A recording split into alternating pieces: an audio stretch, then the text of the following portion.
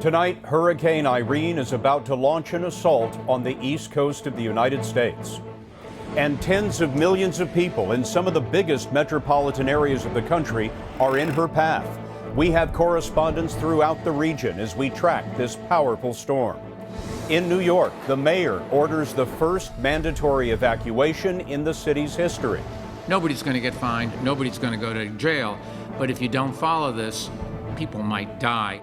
And as we look ahead to Irene, we'll look back as well to a devastating hurricane that took the very same path. There was no warning, absolutely zero warning.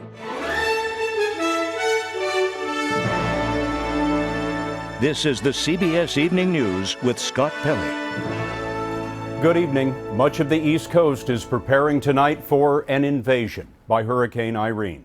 An estimated 65 million people could feel the impact of this powerful storm. 2 million have been ordered to evacuate, and that includes more than 300,000 in low-lying coastal areas of New York City. And here's why. A hurricane could cause a storm surge that would swallow up the part of downtown Manhattan that you see here in blue. At last report, Irene was about 300 miles off the coast of North Carolina, packing winds of 100 miles an hour, a Category 2 storm. Watches and warnings are up from the Carolinas to New England, covering some of the most populated areas in the country, including Washington, Philadelphia, New York, Long Island, and Boston. We have a team of correspondents deployed throughout the area, and we begin with CBS News hurricane consultant David Bernard in Miami. David, what's the latest forecast? Well, Scott, as you mentioned, we have a Category 2 hurricane, 100-mile-per-hour winds. The latest position had it 265 miles to the southwest of Cape Hatteras and moving to the north at 14 miles per hour. These are the conditions right now in the Carolinas. We have strong rain bands with tropical storm conditions on the South and North Carolina coast. And all of that is gradually spreading up to the north. It'll be across the entire Northeast by the time we get into tomorrow. David, this is a massive storm. I wonder who will feel the effects of it. Well, a lot of people, in short. I want to take a look at this wind graphic we have of Irene. This will really give you an idea of the extent of the wind field. That yellow area are tropical storm force winds. Watch how far inland those winds are going to spread over the next 24 hours. That red area are hurricane force winds. And as we go into Saturday night and Sunday, those tropical storm force winds are going to spread well into New England with the possibility of hurricane force winds right along the coast. Irene seems to be losing a little bit of steam at this hour. What's the best case scenario? Well, as far as the best case scenario goes, this is how I see it. We can't do much about the track at this point. That looks pretty certain to continue to the north and northeast and hug right along the coast. We can hope that the winds die down a little bit, but the problem with this storm, Scott, it's moving slower than normal. So the winds are going to blow longer and the rain is going to fall for a longer amount of time, increasing the chance for damage and also flooding. Thank you, David. The first bands of rain from the hurricane began hitting North Carolina this afternoon. Tourists and residents on the Outer Banks were urged to move to safer ground. Our Mark Strassman is in Kill Devil Hills. In the next few hours, Scott, we're going to feel tropical storm gusts here, winds of 50, 60 miles an hour. And about the only people left on these barrier islands are emergency responders and diehards. Hey, good morning. Are you staying during the storm? Yeah. Hey, good morning. In Nags Head, Sergeant Doug White took a head count of Irene's holdouts. Are you folks leaving? No. They could be on their own. At a certain wind speed, 65 miles per hour, we're not going to be able to get to them. But most people are gone. In Dare County alone, 180,000 people have fled, with good reason. Some sections of the Outer Banks are only as wide as a couple of football fields. Irene could force a 7-foot-high wall of water across narrow, low-lying areas and split the Outer Banks in two. Hatteras Island was cut off for 2 months after Hurricane Isabel in 2003. Irene's inland flooding could be worse. An 11-foot storm surge could roll on shore. I refunded 5 nights. 82-year-old Carol Dillon's motel guests have fled. All my beach houses have been canceled. But she never leaves during hurricanes. Not during Isabel, when this photo of her made USA Today's front page. Not now. I'm doing everything I can to protect what property I have, but if it happens, it happens. And I've learned to take life as it comes and try not to cry about it. And here's what's of particular worry, Scott. The hurricane's northeast quadrant is going to pass over these barrier islands. That is its most powerful side. Winds of 115 miles an hour here by noon tomorrow. Mark, thank you very much. The hurricane is not due in New York until Sunday, but the evacuation is already underway. Officials took a lesson from Hurricane Katrina and decided to clear low-lying areas early. We asked Armin Katayan to track the fast-moving developments in America's largest city. Some of the first New Yorkers to be evacuated were elderly patients at this Coney Island nursing home, told to pack a single bag before being loaded into a van. We don't want to get flooded out here. We don't want to get nobody hurt.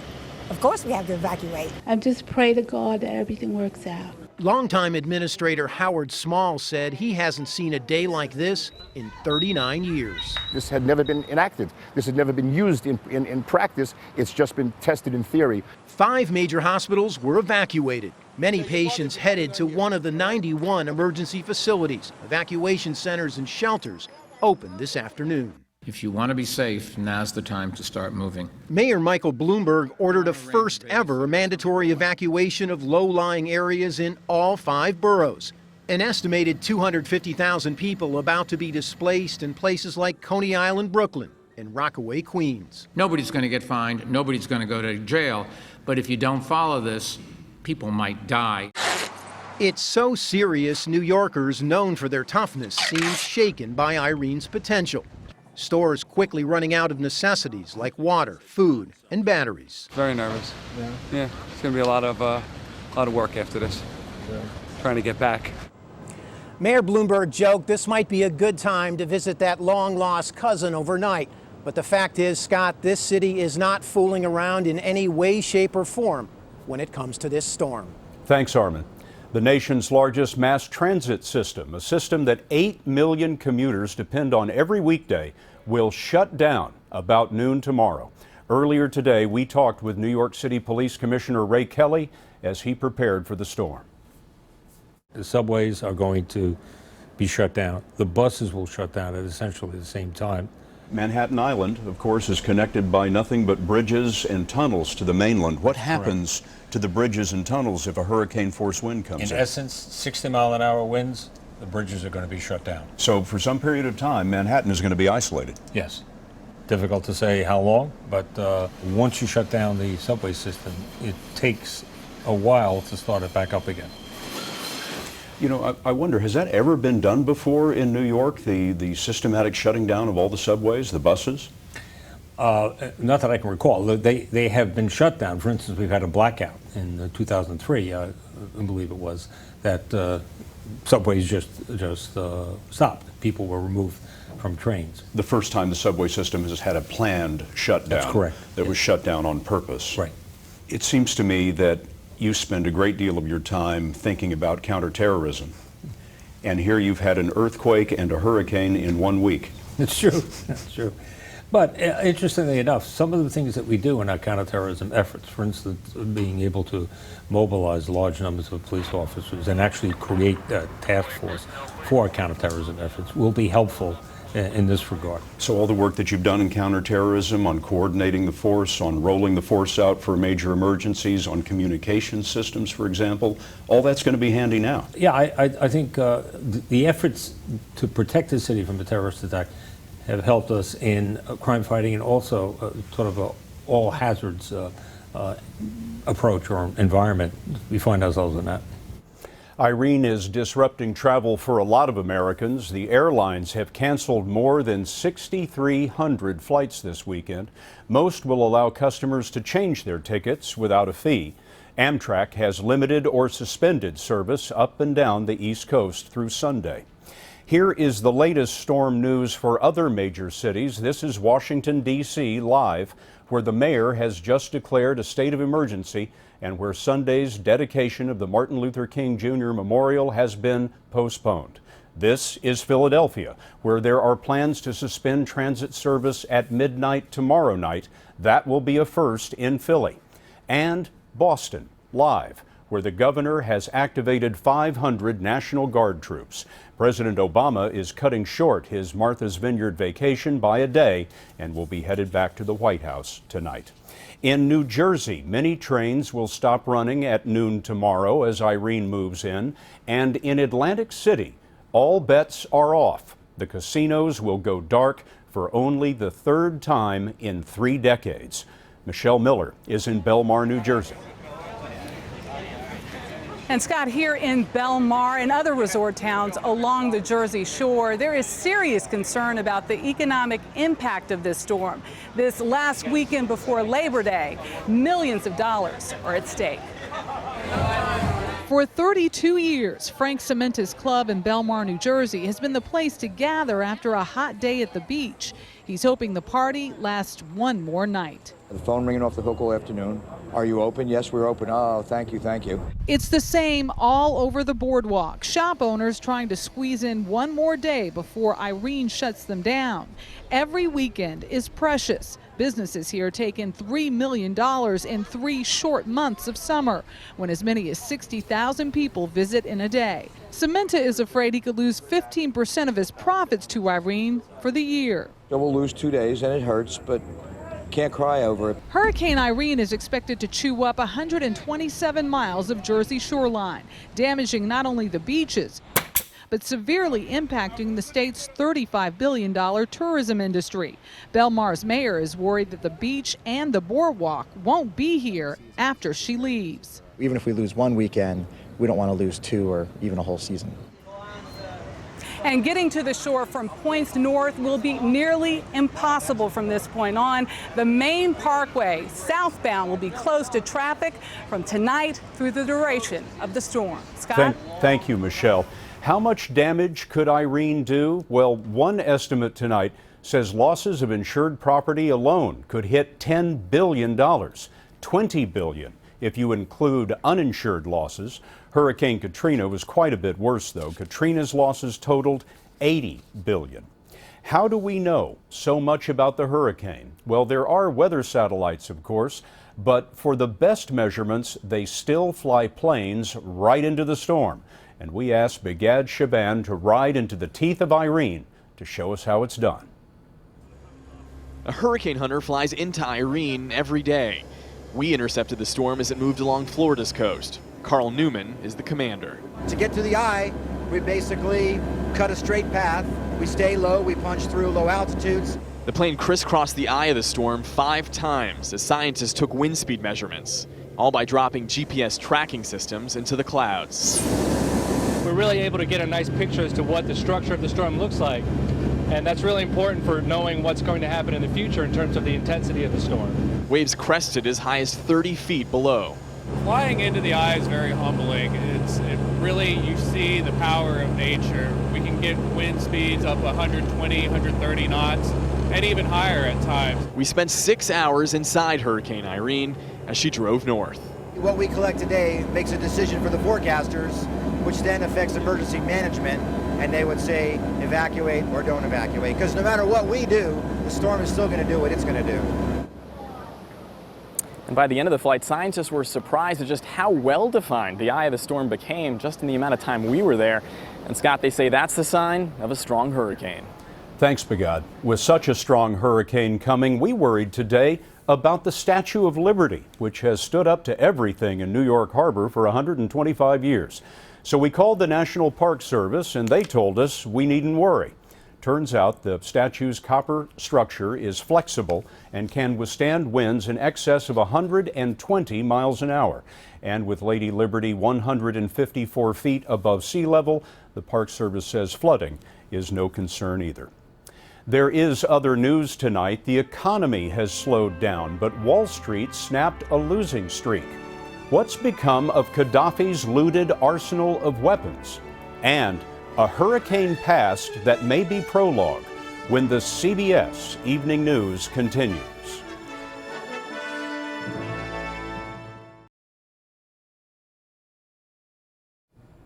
Mexico is observing 3 days of mourning for 52 people killed in what's being called a terrorist attack on a busy casino. It happened late yesterday in Monterey, 100 miles south of the Texas border. Suspected drug cartel gunmen burst into the casino and set it on fire, trapping gamblers and workers. In Libya tonight, rebel leaders say that they are closing in on Muammar Gaddafi. There's no proof of that, but NATO-backed rebel forces are moving against a Gaddafi stronghold east of Tripoli.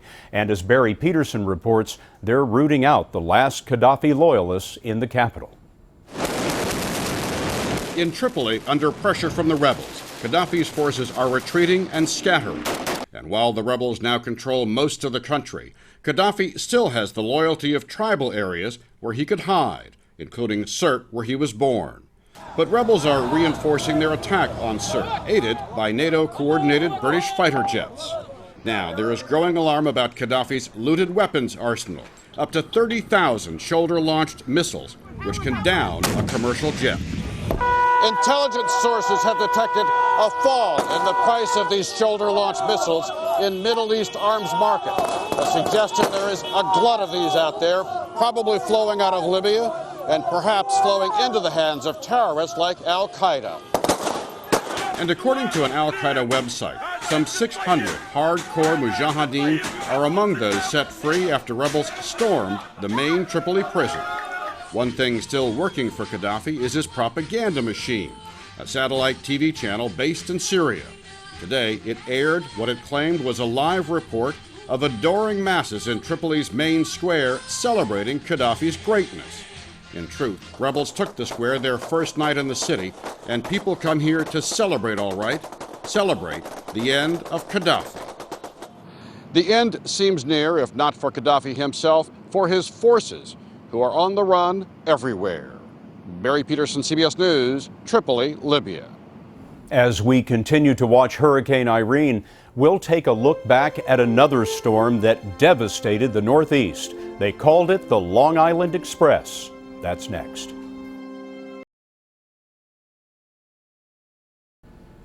The hurricane could well have an impact on the economy, still struggling to recover from the recession. And today we learned the economy is growing even more slowly than we thought. The government said GDP growth in the second quarter was just 1%. On Wall Street today, after an early sell-off, stocks rallied. At the close, the Dow was up 134 points to finish the week with a gain of 4.3%. That ended a 4-week losing streak.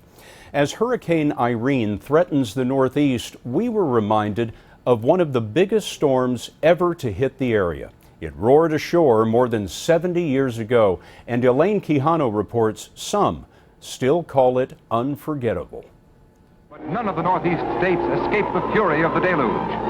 500 lost their lives in the disaster. They never saw it coming. Before FEMA or radar, before storms even had names, the hurricane of 1938 became known as the Long Island Express. And Long Island bears the brunt of a tropical hurricane that culminates in the worst storm in history. When the storm barreled over the eastern end of Long Island, in West Hampton it says 2 Bradley children were missing. Otis Bradley was only 6 years old. He and his sister Margaret were visiting a beach house directly in the storm's path. There was no warning, absolutely zero warning. Otis remembers the grown-ups in the house telling him not to look out the window, so of course he did. Dark and windy and scary. My sister says that she saw a 50-foot tidal wave. The Category 3 hurricane made landfall near Bellport, New York, with winds at 121 miles per hour and a storm surge that rushed into the house that Otis and his sister were visiting. After the water started piling up, we moved up to the second floor and then to the attic. And the men cut a hole in the roof so that if the house got washed away, we could get out. What do you remember feeling? Cold and damp and wet and scared. In the village of West Hampton Beach, this is the watermark. Bob Murray of the local historical society showed us just how high the water rose from the storm surge. 8 feet. A mile inland. After the hurricane, so few buildings were left standing and there were so many dead, 29 bodies were taken to a makeshift morgue here at the town's country club. The winds and water were so powerful they changed the landscape, creating the Shinnecock Inlet, which was later reinforced and widened. More than 550 people died. Almost 9,000 homes and buildings were destroyed.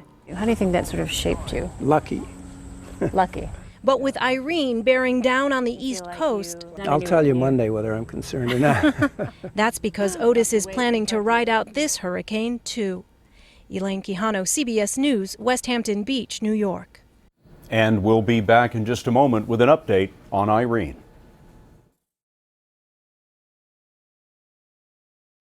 Now the latest on Hurricane Irene. This is a live picture of the North Carolina coast where the surf is up and the rain has begun. But the worst is yet to come. The storm, now packing winds of about 100 miles an hour, is due to make landfall in North Carolina tomorrow, then head right up the East Coast, hitting the New York metropolitan area on Sunday. Stay with CBS News as we continue to track Irene throughout the weekend. For now, that's the CBS Evening News. And for all of us at CBS News all around the world, good night.